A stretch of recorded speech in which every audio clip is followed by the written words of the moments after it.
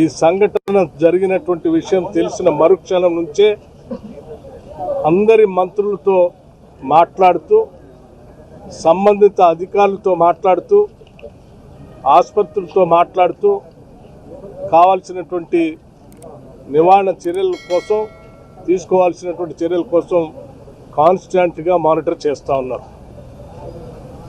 ఇక్కడ హైదరాబాద్ ఇన్ఛార్జ్ మంత్రిగా ఉన్నటువంటి పొన్నం ప్రభాకర్ గారు సంఘటన స్థలం నుంచి ప్రత్యేకంగా ఉండి అధికారులతో క్షేత్రస్థాయిలో వాళ్ళు కోఆర్డినేట్ చేస్తూ ఉన్నారు.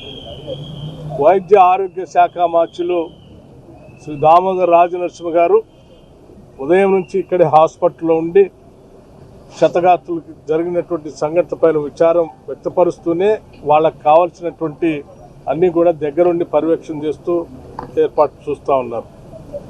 అట్లాగే ముఖ్యమంత్రి గారు నాకు ప్రత్యేకంగా ఫోన్ చేసి సంఘటన స్థలానికి హాస్పిటల్కి వెళ్ళి జరిగినటువంటి సంఘటన పైన తీవ్రమైనటువంటి విచారాన్ని రాష్ట్ర ప్రభుత్వం నుంచి వ్యక్తపరచడమే కాకుండా చనిపోయినటువంటి దురదృష్టవశాత్తు చనిపోయినటువంటి కుటుంబ సభ్యులకు సంబంధించి రాష్ట్ర ప్రభుత్వం తరఫు నుంచి ప్రగాఢమైనటువంటి సానుభూతిని సంతాపాన్ని తెలియజేయటమే కాకుండా చనిపోయినటువంటి వ్యక్తులకు సంబంధించి రాష్ట్ర ప్రభుత్వం నుంచి ఒక్కొక్క మనిషికి సంబంధించి 5 లక్షల రూపాయల వరకు ఎక్స్గ్రేషియా కూడా ప్రకటించడానికి రాష్ట్ర ప్రభుత్వం నిర్ణయం చేసింది.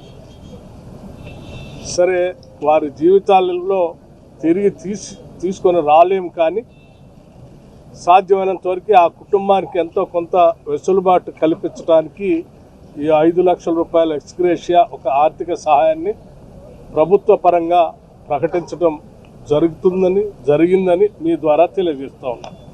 ముఖ్యమంత్రి గారు ప్రత్యేకంగా కేబినెట్ సహచరులందరితో మాట్లాడి 5 లక్షల రూపాయలు ఎక్స్గ్రేషియాని ప్రకటించమని వారు స్పష్టంగా చెప్పినటువంటి సమాచారాన్ని మీ ద్వారా తెలియజేస్తా ఉన్నాం.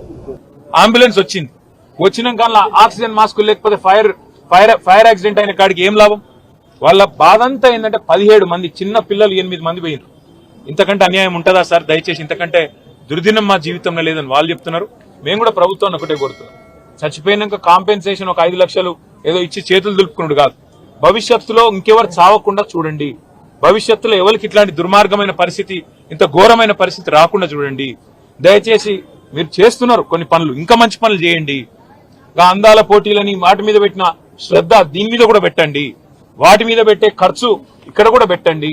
ఇక్కడనే కాదు, ఒక ఓల్డ్ సిటీనే కాదు, హైదరాబాద్ అనే కాదు, రాష్ట్రంలో ఏ మారుమూల పల్లె గాని పట్టణంలో గాని యాక్సిడెంట్ అయ్యింది అంటే వెంటనే ప్రాణాలు కాపాడుతందుకు కావాల్సిన సరుకు సరంజామా మనుషులు ట్రైనింగ్ ఇవన్నీ ఉండాలి. అవన్నీ ఉండకపోతే ఉత్తగానే వచ్చినాం పోయినామంటే కరెక్ట్ కాదు. ముఖ్యమంత్రి గారు కూడా వచ్చేది ఉండే, కనీసం వచ్చి చూస్తే, ఎందుకంటే ఆయననే హోంమంత్రి, ఇంకొకరు ఎవరు లేరు. మరి ఆయన కిందికే ఫైర్ డిపార్ట్మెంట్ వస్తుంది, ఆయన కిందికే హోంశాఖ వస్తుంది.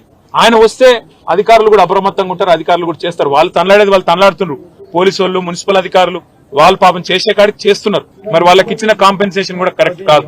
5 లక్షలు ఇచ్చిండ్రు, ఇక అదేదో సరిపోతుంది అన్నట్టు. కానీ లోపల ప్రాణ నష్టం జరిగింది, ఆ కుటుంబమే ఇవాళ అతలకుతలమైంది. ఖచ్చితంగా కనీసం ఒక 25 లక్షల నష్టపరిహారం ఇవ్వాలని చెప్పి రాష్ట్ర ప్రభుత్వాన్ని మేము కోరుతున్నాం.